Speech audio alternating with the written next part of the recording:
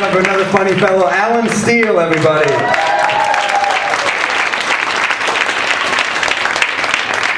Hello.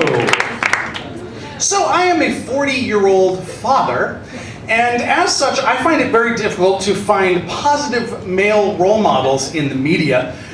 Take, for example, Arnold Schwarzenegger. He had plans, of course, to reboot his film career, but then the infidelity scandal hit, and, well, but the only way to reboot any kind of career at all is to do something very drastic, and I'm thinking classical theater. Yeah. I know it's hard to wrap your head around, but let me give you an example. Arnold Schwarzenegger as Richard III. Now is the winter of our discontent, made glorious summer by the sun of York, and all the clouds that lowered upon our house in the deep bosom of the ocean buried.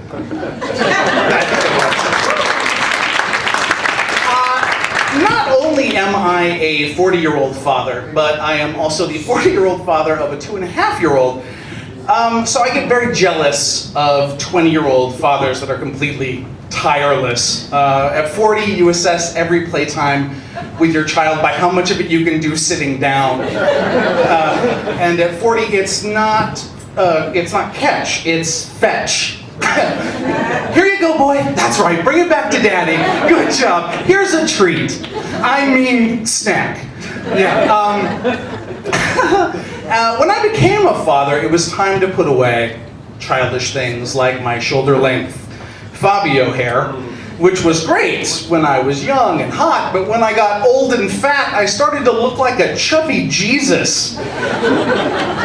That's a really good idea, by the way, chubby Jesus. I think Christianity really missed the mark with Jesus Part 1.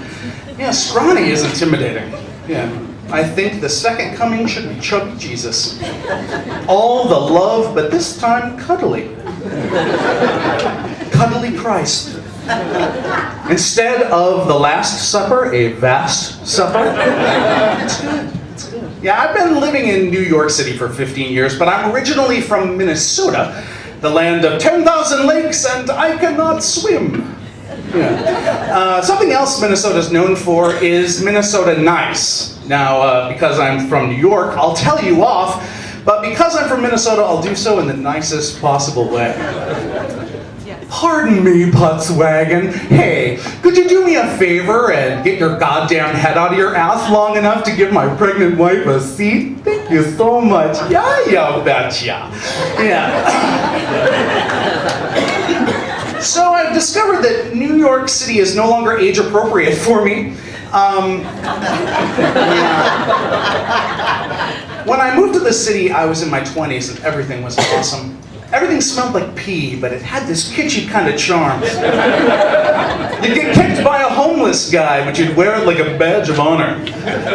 And then you'd go home to your dangerously sloping 4x8 room that when the heat is on, it rains white toxic paint. Not drips, but rains. And your roommate next door, of course, is taking care of the gift he got from his ghetto girlfriend for Easter, a chicken, which he raises in his room. I'm from Minnesota. I grew up on a farm. I had chickens. Who gifts chickens? So, New York is a tough place to live. Yeah, in fact, the subways are the worst. I hate the subways. I think New York City subways are the only place in the world that needs this subway announcement.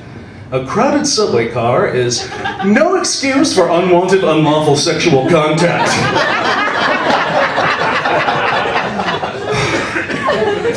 I had a punchline for that joke, but as I was writing it on the F train, someone stole my laptop. So, have any of you seen these rock and roll nostalgia shows on PBS? You know, a bunch of old people singing about surfing and milkshakes. A lot of fun, very cute, but I started to get really concerned when I wondered what would happen when my era of music became the oldies. Ladies and gentlemen, please welcome to the stage, George Michael. Well, I guess it would be nice if I could touch your body. Oh no, not everybody has got a body like you. Oh, my hip. And singing his sentimental classic, Gin and Juice, ladies and gentlemen, please welcome to the stage, Steele. bitches in the living room getting it on, and they ain't leaving till 6 in the morning. So what you wanna do? Shit, I've got a pocket full of rubbers, and my homeboys do too. Thank you, ladies and gentlemen. That was my time. You've been great.